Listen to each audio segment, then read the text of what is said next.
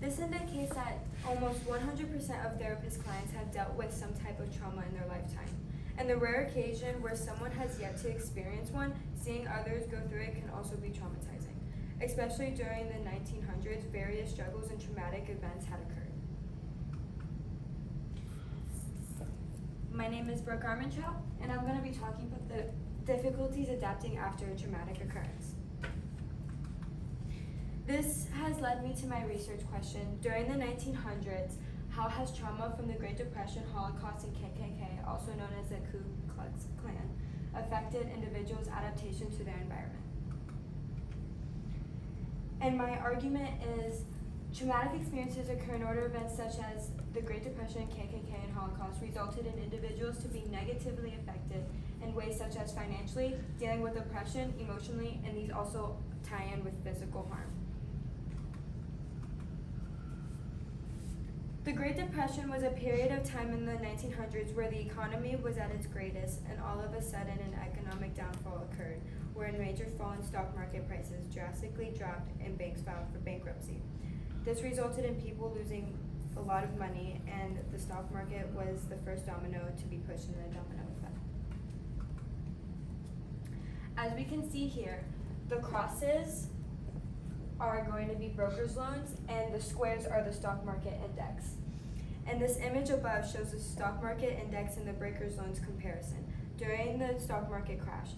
During 1920s, the individuals believed that they could take out loans from the bank and with these loans invest in stock market because they believed that the investments could be enough to come out with a profit and pay off bank loans.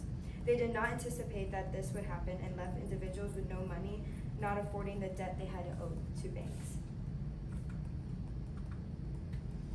The picture taken during the Great Depression marked sharp increases in rates of poverty, homeless, and steep declines in industrial productions. The emotion, body language, and physical appearance conducts the story of the struggles this woman and her children struggled with. Lange's formation in this picture brings up family issues and actively working conditions to attention. Cutely. My next claim is the KKK, or the Ku Klux Klan, and they were a group of white supremacists, and their goal was to oppose civil rights movements to suppress activists by using murder and violence. This quote by Shapiro Herbert, the Ku Klux Klan during Reconstruction, the South Carolina episode, shows that no one can imagine the sufferings these poor people had endured. Wrote the New York Tribune, the terrible anxiety, constant fear of scourging, murder, and sleeping in the woods, and so on and so forth. People were tremendously suffering due to the power of the KKK. They mostly targeted African Americans, and the hatred they had toward them grew tremendously. Their focus was to murder these people to show dominance and who had all the power. The tension and fear these people were going through were unimaginable. Changing their life to get away from white supremacists, KKK would also lynch African Americans, meaning they would hang them as a term for punishment without any legal terms. And some lynching examples can be skinning, burning alive, and murder. This graph is the state of North Carolina, and the crosses are the cross burnings that happen, and these are the counties in the North Carolina state, and the shaded boxes are going to be group rallies. And this graph shows the cross burnings as reported by NCAA, a document based on hate crimes. Over half the state was shaded, meaning a lot of murder and violence were occurring during this time.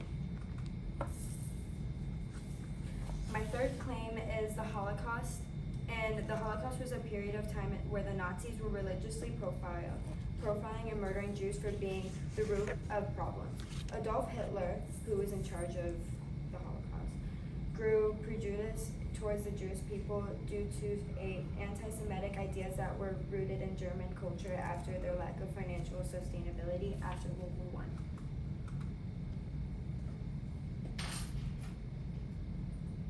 Die Deutschen aus Auschwitz geblieben. Den überlebenden Gefangenen haben sie erklärt, ihr seid frei. Frei für immer. Die unglücklichen aber konnten es zuerst gar nicht fassen. Sie waren auch nicht imstande zu leben. Sind es etwa hilflose, alte Leute?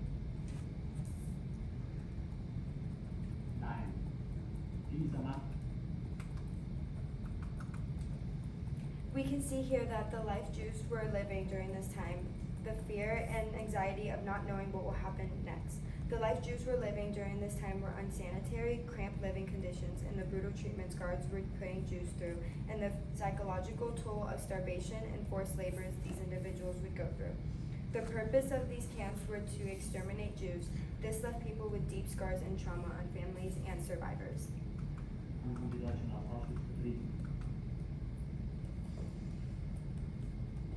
This quote by the Kellerman, Nathan P.F., The Long-Term Psychological Effects and Treatment of Holocaust Trauma,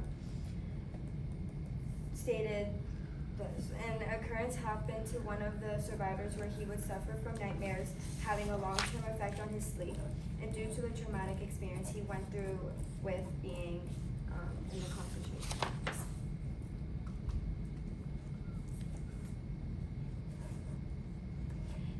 And my conclusion, obviously people are still negatively affected today, and people who have survived, they are held some in homes and mentally ill, like hospitals, because they can't provide for themselves or their family.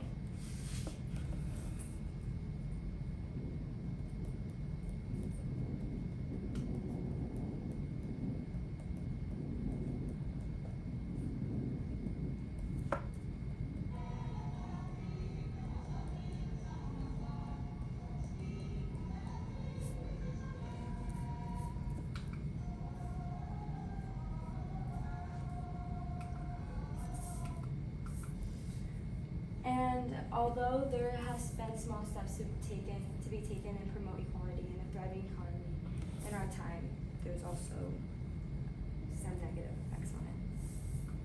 And here's my works cited. Thank you. Any questions? Yeah, I do have 2 questions for you. Oh, clap. Sorry. What evidence did you gather that you didn't use, and then why didn't you use it? I gathered evidence on how these survivors were affected now during this time, during the 2000s, to see if these traumas were still affecting them today. But I didn't gather enough evidence for that because there just wasn't any, because a lot of people back then have passed away. If you had more time, what additional research would you do? If I had more time, I would talk about how people were, how it still has affected them today, or talk about other pandemics, and not pandemics, sorry, traumas, events that occurred in the 1900s, to talk about how people were affected during those occurrences.